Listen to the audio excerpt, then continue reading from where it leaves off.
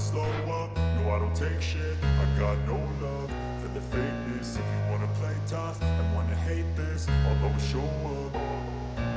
I don't ever slow up, no I don't take લો ભાઈ, તો આપણે આવી ગયા છીએ આપણી મંજિલ ઉપર. આ છે પાર્ક યુરોપા અને સૌથી મહત્ત્વની વસ્તુ એ છે કે અહીંયા છે ને આ પાર્ક ફ્રીમાં છે.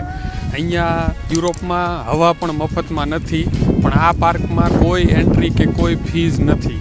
એ બહુ ખાસ મહત્ત્વની વસ્તુ છે. હવે આ જે મારી પાછળ દેખાય છે એ લંડન બ્રિજ છે. આપણે લંડનમાં જોવા જવું હોય તો પાઉન્ડ ખર્ચવા પડે, પણ અહીંયા મફતમાં બતાવું છું તમને.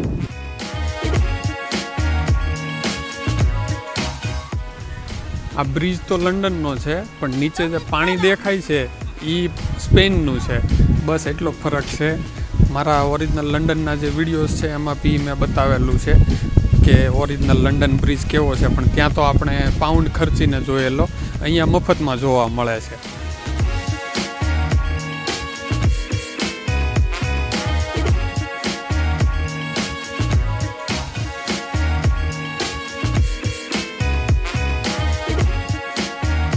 તો આ છે બર્લિન વોલ, એટલે કે આ તૂટેલી જેવી દિવાલ છે. એ જ પહેલાં બર્લિનના 2 ભાગ કરતી હતી, પણ લોકોએ પછી દિવાલ તોડી અને અહીંયા આ દિવાલને આવી રીતે ટુકડા કરી નાખ્યા. એટલે શીખવા જેવું એ છે કે દિવાલો તોડવી જોઈએ, બનાવાય નહીં. ચાલો, જર્મની પત્યું, હવે આગળ જઈએ ફ્રાન્સમાં.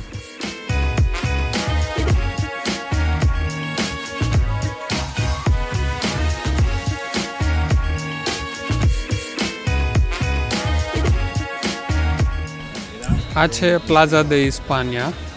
આ રીતે સ્પેનનું આખું એક ફેમસ પ્લેસ છે, એનું પણ અહીંયા બનાવેલું છે આ રીતે દ્રશ્ય. જો આ મારી પાછળ તમને લાગતું હશે કે હું પેરિસમાં છું, પણ પેરિસ નથી. આ મડ્રિડનો જુગાડુ એફિલ ટાવર છે. પેરિસમાંથી ચોરીને એફિલ ટાવર અહીંયા મૂકી દીધો. જે લોકોએ નજીકથી એફિલ ટાવર ન જોયો હોય એ લોકો જોઈ લ્યો. કેવો મસ્ત મજાનો ઓરિજિનલ એફિલ ટાવર ત્યાંથી ઉઠાવીને અહીંયા મૂકી દેવામાં આવ્યો છે. બરાબર, આ આપણું જુગાડુ સ્પેન છે અને અહીંયા કમ્પ્લેટ આ લોકોએ એફિલ ટાવર સહિત બધી વસ્તુ મૂકી દીધી છે.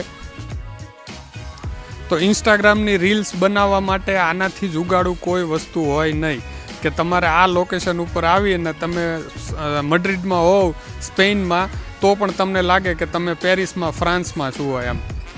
તો આપણે એફિલ ટાવરથી નીકળી ગયા છીએ અને બહુ મસ્ત મજાનું પાર્ક છે. તમને હું આગળ બતાવવાનો છું. બહુ બધી જોવાની જગ્યાઓ છે અહીંયા અને બહુ બધા રમણીય જે મોમેન્ટમ કહેવાય એ બનાવેલા છે.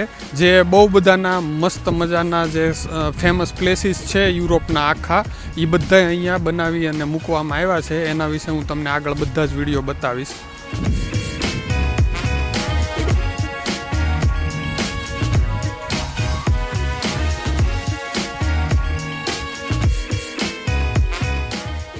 આ હકીકતમાં અહીંયાથી કેટલું કયા સિટીનું ડિસ્ટન્સ છે એ બધા બોર્ડ મારેલા છે અહીંયા. મોસ્ટલી બધા યુરોપના દેશોના અહીંયા નામ લખેલા છે કે કયા દિશામાં કયું શહેર કેટલું દૂર આવેલું છે. આ એના વિશેનો એક મેપ અહીંયા બનાવેલો છે આવી રીતે.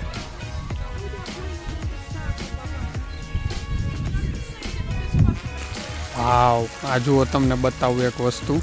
આ છે ધ વાઇકિંગ શિપ. આ કોઈ જેવી તેવી બોટ નથી. આ લોકો પહેલાં આમાં બેસી અને દરિયામાં જઈ અને લૂંટ મચાવતા હતા બધી જગ્યાએ. પણ આ અત્યારે તો આપણે સેફ છીએ. અત્યારે તો આ લોકો કંઈ લૂંટવા જવાના છે નહીં ક્યાંય. આ તો ખાલી પાર્કિંગમાં પડી છે બોટ એમ. આની અંદર બેસીને ફોટો પડાવ્યો હોય તો અત્યારે આપણે હોલિવૂડના હીરો હોય એવું લાગે કે નહીં. પણ અત્યારે પાણીની અંદર જવાનો ક્યાંય રસ્તો આ લોકોએ રાખ્યો છે નહીં. બાકી તો અંદર જઈને ફોટો પાડી આવત તમારા માટે હું.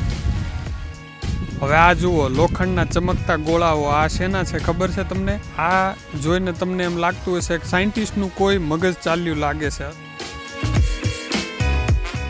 હવે બેલ્જિયમના બ્રુસેલના મોટા એટોમ જોઈ અને આપણે આગળ વધીએ. આગળ ઘણું બધું હજી જોવાનું બાકી છે, તો તમે વિડીયો સ્કીપ નહીં કરતા.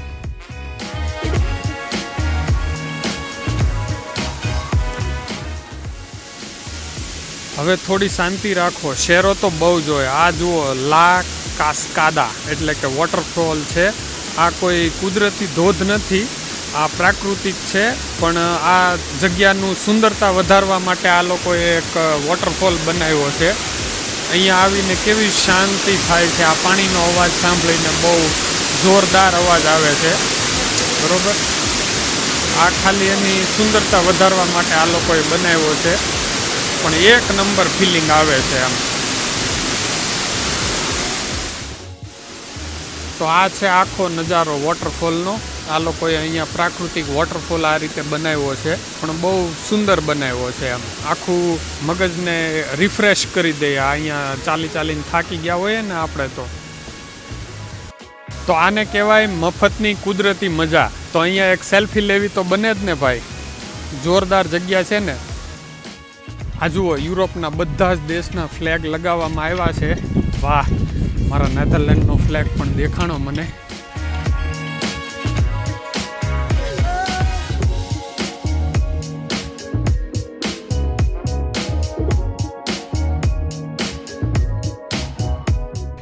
હવે આપણે ઊભા છીએ યુરોપના સેન્ટરમાં. આ જગ્યા છે પ્લાઝા દી યુરોપા. અમારી આજુબાજુ જે બધા ધ્વજ દેખાય છે એ યુરોપના અલગ અલગ 27 દેશોના છે. નોર્મલી આ દેશમાં ફરવા માટે અલગ અલગ તમારે ટિકિટ લેવી પડે, પણ જર્મની, ફ્રાન્સ, ઇટલી આ બધા પડોશી બનીને બેઠા છે આ પાર્કમાં. અને અહીંયા આખું યુરોપ આપણા કબજામાં છે. બોલો, વટ છે ને બાકી આપણો. જુઓ, હવે આપણે આવી ગયા છીએ ઇટલીમાં. આ છે રોમનો ફેમસ ફુવારો, ત્રેવી કરીને.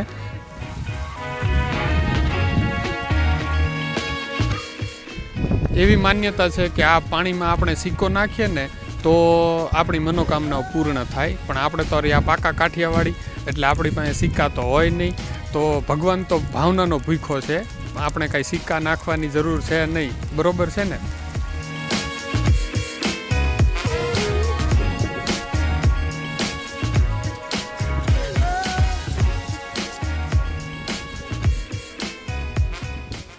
જુઓ, આ મારી પાછળ જે દરવાજો દેખાય છે એ મદ્રિડ શહેરની અંદર જ તે બનાવેલો છે, ઓરિજિનલ. એની આ રેપ્લિકા બનાવેલી છે. અને આ દરવાજો તમને રોમન આર્કિટેક્ચરની યાદ અપાવે છે. અને એના ઉપરની જે કોતરણી કરવામાં આવી છે એની સુંદરતા જુઓ તમે. એટલે કે આખું યુરોપ આપણે ફર્યા, પણ આપણે આપણા મદ્રિડને ભૂલ્યા નથી, કેમ કે આપણે મદ્રિડમાં રહીએ છીએ.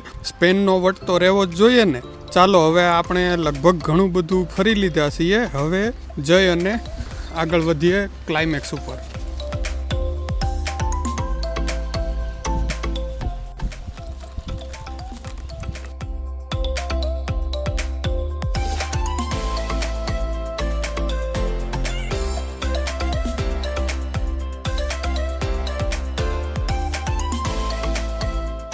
જુઓ, આ છે પોર્તુગલનું પ્રખ્યાત તોરે દી બોલેમ.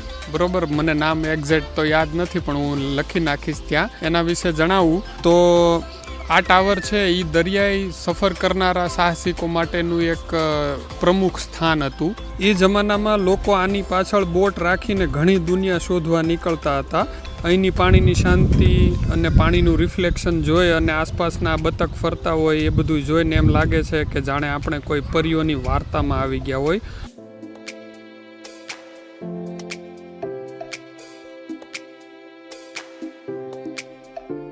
આ બાળકોને રમવા માટે, ઉછલકૂદ કરવા માટે અને ટીંગાવા માટેના અહીંયા બધી સુવિધા કરવામાં આવી છે. તો આવા પાર્ક છે અહીંયા.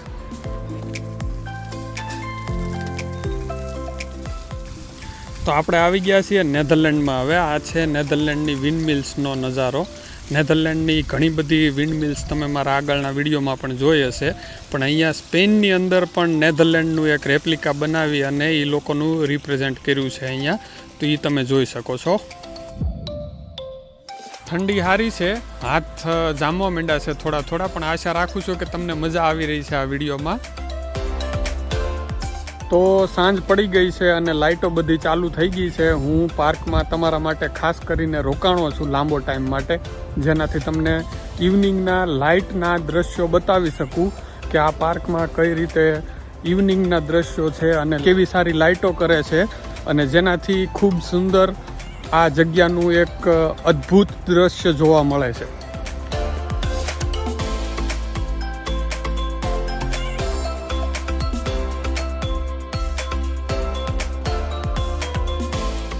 તો મિત્રો, આપણે વર્લ્ડ ટૂર કરવામાં કરોડો રૂપિયા બેંક બેલેન્સ હોવી જરૂરી નથી.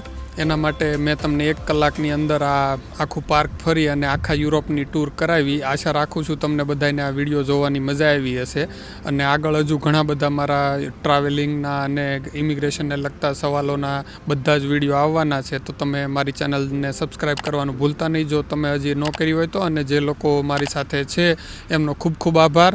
લાઈક કરતા જાજો, શેર કરતા જાજો અને તમને કયો દેશ સૌથી વધારે ગમ્યો એ કમેન્ટમાં લખવાનું ભૂલતા નહીં. મળીએ આગલા વિડીયોમાં. ખૂબ ખૂબ ધન્યવાદ.